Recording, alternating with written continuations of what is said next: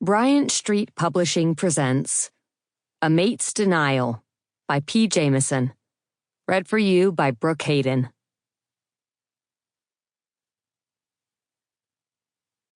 Chapter 1.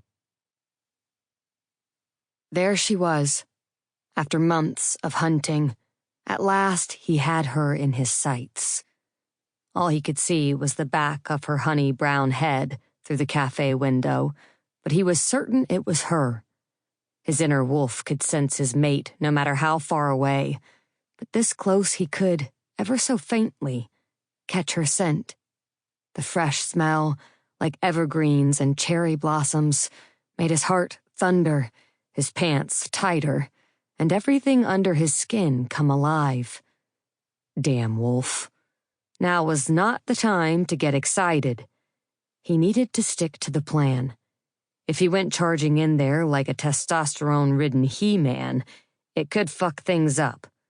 He needed to be patient, had to keep the wolf at bay a little while longer.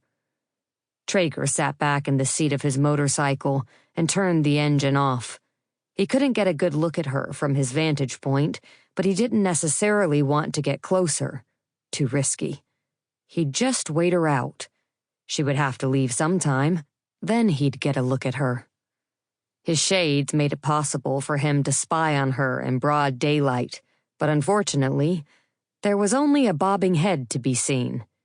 He would have given his left nut for a view of even her profile. Waiting this long left him feeling desperate. The amount of time he spent outside the cafe was measured in units of torture. By the time she left the place, he was dying for even a hint at what his mate looked like. A hint other than the color of her hair, which was fucking awesome. In his experience, brunettes were always hotter. Trager didn't own a watch, and he didn't feel like digging his phone out to check the time. But if every bob of his mate's dark head was the equivalent of a second, he sat there for almost an hour before she finally stepped out of the cafe. Anticipation made his breath catch in his throat. A truck whizzed by, obscuring his view for more seconds than he could possibly tolerate. Fisting his hands, he waited, heart thundering. There she was. Mine. His mate didn't dress the way he'd imagined she would. She wore khakis, a pale pink polka-dotted shirt, sensible shoes, and khakis. Sexy mates shouldn't wear khakis. Librarians, maybe.